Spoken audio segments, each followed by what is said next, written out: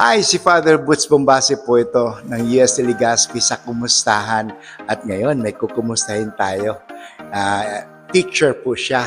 Walang iba kundi si... Miss Ditas de la Rosa po from the Senior High School Department. I'm handling personal development subject and some UMS subjects, specialization subjects po ng mga UM students and support po. Yeah, Ditas. So, anong ibig sabihin ng personality development na you handling the personality development? It's a holistic development po. We are not just focusing on the personality of a student, improvement or development, but holistic po. Physical, mental, emotional, social, and of course, spiritual development po. Okay. So, ngayon, nandito kayo sa gagawin na ano ito? TIP po, together in partnership with the guidance office po. So, ano ang expected mo dito sa mangyayari nito?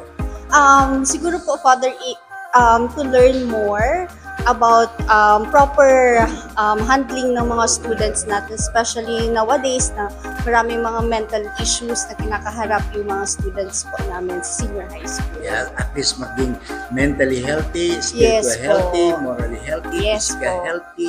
Kasi tama-tama sa inahalin.